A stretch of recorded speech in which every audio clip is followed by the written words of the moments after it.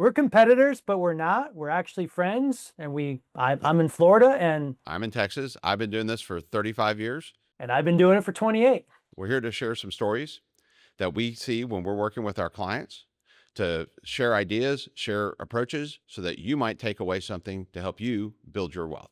Chris, today I thought we would talk about a case that I'm still dealing with actually. It involves the importance of understanding or updating your beneficiary designations as it relates to your IRAs, your 401ks, basically retirement type of accounts, and also annuities can be included in that same conversation. Great. Yeah, that is such an important topic, because there's, with the Secure Act and the Secure Act 2.0 really made major changes to how those situations are treated. In the past, you used to do a stretch IRA, which was based on, the life expectancy of the person who inherited it. So if your grandchild inherited an IRA, they might only have to take out, 0.5% or 1% of the value. Yeah. And, over time, that IRA could turn into a super IRA by the time they reached retirement. It was fantastic. But the Secure Act and the Secure Act 2.0 took those away. So, now the beneficiaries have 10 years to withdraw that money, right? Yep. 10 years. If they're under 21, they can defer till they're 21. And Correct. then once they turn 21, they've got to take it out over 10 years. And that's if they're named, if a named person, heartbeat, living person, Mm-hmm. is named as a beneficiary. If there's no one named, right, or you put in the estate, then you're subject to the 5-year rule. So the money's got to come out within 5 years, which is where we lead into the case that I'm currently working on. This is the worst thing you would ever want to have happen to you, to be a parent and to lose your child. But this is what happened to a client of mine. She's in her 90s. Her daughter passed away of cancer and left her the beneficiary of a SEP IRA. The SEP IRA was with a discount brokerage firm, very big name. And this lady, the daughter, opened up an account with the SEP IRA. The SEP IRA was invested. It grew to a little over $1 million. The advisors there recommended that she take half the money and she open up, split it up and do a managed account with half of the SEP IRA money, which she agreed. And there's nothing wrong with that. The managed account's been doing pretty well, actually. But what happened when she passed away and the mother went to handle all the affairs and become the beneficiary, the first SEP IRA had mom listed as a beneficiary. No problem. They took a death certificate, they processed it, they made it a beneficiary IRA for the mom. It's subject to the 10-year rule. The other one, the one the brokerage firm split and set up as a managed account, never had the beneficiaries updated, right? The client didn't know, the daughter didn't know, right? Because she assumed you open up this account, you took care of everything for me. If my beneficiaries were this way on the original account, of course they would match on the other account. And I got involved and I fought for them. I fought hard for them. And I called them and said, look, I bet what happened is this was an account. You guys split it up. It became 2 accounts. You guys initiated everything. You guys didn't update it. They came back to me and they said, you're correct. That's exactly what happened. I'm like, wonderful. Please reach out to your back office and tell them that was the case and there was a mistake made and the advisor never updated things so that my client could get the 10-year and not the 5-year, because it's going to be a significant amount of taxes. They came back and did an internal investigation and they said, we feel bad that she had cancer. Our condolences, she passed away. But every time she logs into her account, there's a message that pops up that says, update your beneficiaries. They're not updated on file. And you have to exit out of it to continue on the screen. So she logged in and they gave me the number.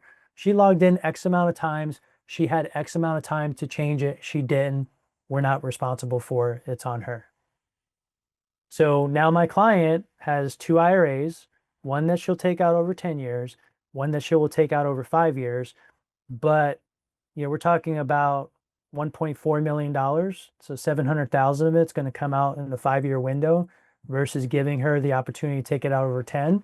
And what's that math come out to in terms of taxes? 700,000. Over 5 years, roughly what, 150,000, 130,000 a year, somewhere in there. So, that could have been avoided had a beneficiary review been done. And I know you do it as well. We do a beneficiary review for our clients, and really every single year as I'm doing an annual checkup, I'm going through and I'm making sure that we've got everything in alignment, because the importance, I think you've got a story too that didn't end well for a client, right? Absolutely. So one of our clients, father, Okay. worked for one of the big oil companies. He was running a lot of offshore rigs off of the coast of Africa. He was like a manager. He was married to her mother, right? She was his only child, and then they divorced. Okay. Then he remarried, second wife, was married to her for however long, maybe 5-7 years, and then divorced her. About 15 years later, he passes away. Our client goes to the oil company 401k plan and says, I'm here to make a claim on my deceased father's 401k. And they informed her that wife number 2, his second ex-wife, was still the beneficiary on that account. So how we approached this was, we went to the ex-wife and said, listen, you were married to him for this period of time. Mm-hmm. So, you should be entitled to this much money. Had she pushed back, she could have claimed all of it. But she was being reasonable, and she agreed to that settlement. Now, the thing that people have to realize is beneficiaries trump wills. And this has been affirmed in a Supreme Court ruling that if, I named person A in my will, but person B is the beneficiary on the account, the beneficiary is going to be the beneficiary, right? The recipient, that the 401k plan, IRA plan, it's ironclad. It's going to. So the entire sizable 401k plan could have gone to his second wife, the ex-wife. And my client could have been completely disinherited from that money because he didn't check his beneficiaries. Wow. I'm surprised that she didn't push back, because there was a Supreme Court case, there was a case that went all the way to Supreme Court Yes. where husband and wife were married for like 30 years, Mm-hmm. and wife passes away. She was a school teacher, passes away. Her retirement plan with the school, it's worth like over 7 figures, like 1,000,000, 1,800,000. She passes away. The husband is not listed as a beneficiary. The sister is, because when she first got the job, she wasn't married, and she named her sister, never updated. The husband's like, of course she doesn't want to disinherit. We were married 30 years. It's my money. Give it back. I'm not giving it back. Goes all the way to the Supreme Court. The Supreme Court rules. Mm-hmm. He had 30 years to change it. She never did. Sorry. Exactly. And, would the father have wanted to disinherit his only child? No. Would that, in that example, would his deceased wife would she have wanted to disinherit him? No.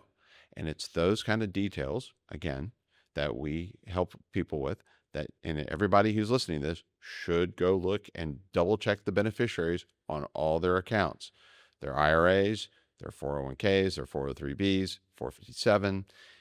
If you don't know, you need to check it anyway. Absolutely. I'm like chomping at the bit, because I had a client for 10 years, and every time we would do our annual reviews, every time we do our check-ins, like, can I review your estate planning documents? It's what I do. I like to make sure, when I first started in my career, I didn't do this, and then I had to fix problems. So it actually helps me out too, because it makes my job smoother Mm-hmm. if something happens.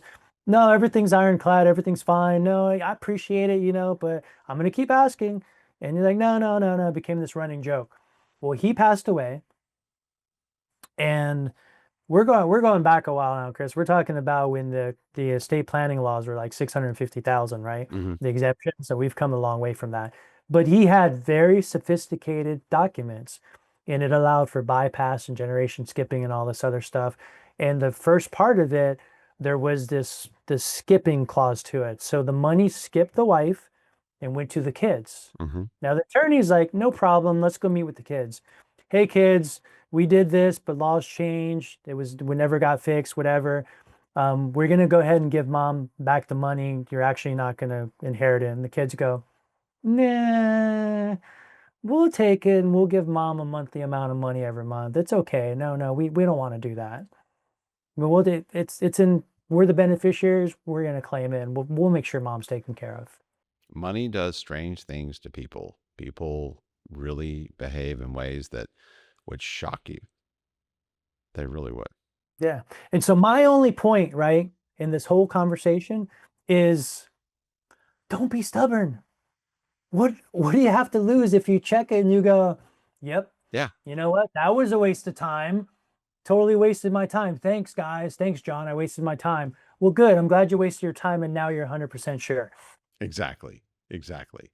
Measure twice, cut once. And it doesn't, and to share those documents with you and say, look at it and let me know if you find anything would have taken them all of 3 to 5 minutes tops. Well, it depends. How many times have you been in a situation where you go to investigate this with a client and they didn't update it like 20 years ago and you call the company and it's archived somewhere and they're like, well, yeah, it's going to take us, it's $6 and it's going to take us a month to give you the results. We're like, you know what?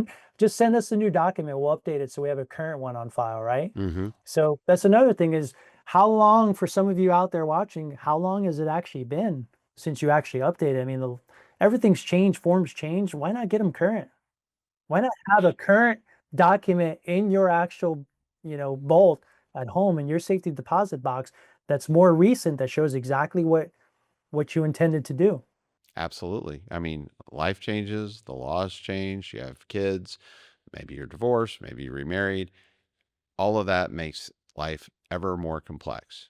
And it pays to be sure. It pays to look. It pays. Your family will thank you. Your relative, everybody will benefit from that. It's so important to look into that. And the other thing, don't be lazy. If you move to a different state, like let's say you move to Florida Yes. from New York, please, please, please, please, please update your estate planning documents.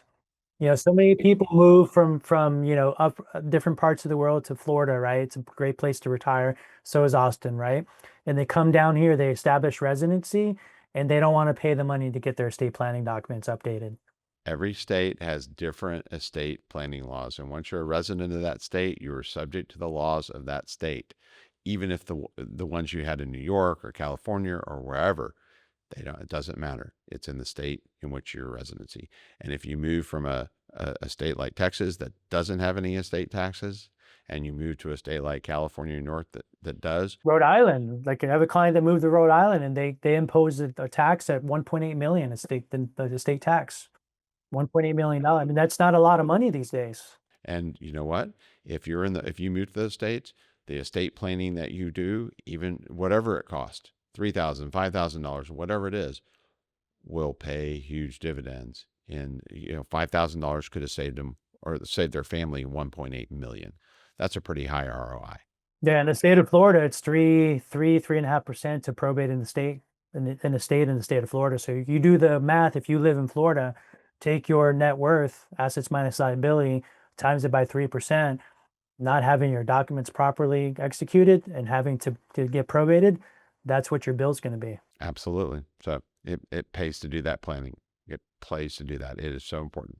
Once again, we're not the estate planning attorneys, right? That's not our job, but we've seen so many different examples that we can help you make decisions on what you may need to do and really just be that second set of eyes that we talk about in other episodes, right? Just making sure that you've got all those things handled that need to get handled. So life's full of a lot of surprises.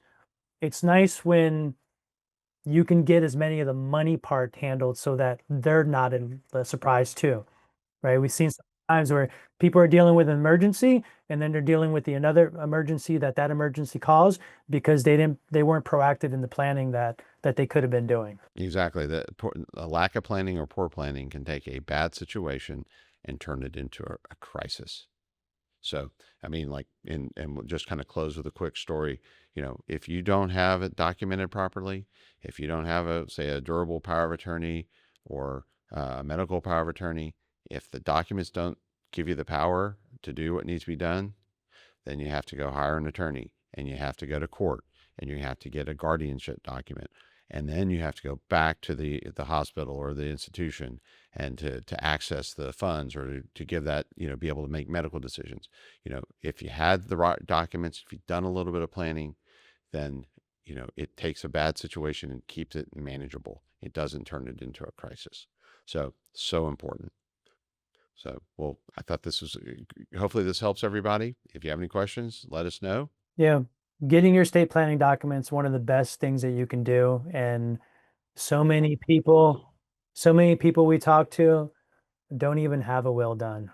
So just please take the time to do that. Protect your family, protect the people that you love, and protect everything that you've worked so hard to build. Yes. And, so many business owners come in with a will they did 25 years ago when their net worth might have been $50,000. Now their net worth is 5, 10 million or more, and they haven't updated it. So it's so important to do that. So important. Yeah. And if you need help and you have got some things that you want to talk through and you don't want to go pay an attorney $300 an hour while you work through some of that, that's what we're here for. It might lead to us doing business together, it might not, but we always welcome those opportunities to get to know who might be listening out there. And the reason why we do this is to help more people, obviously. And so we're always here for you. Till next time, have a great week.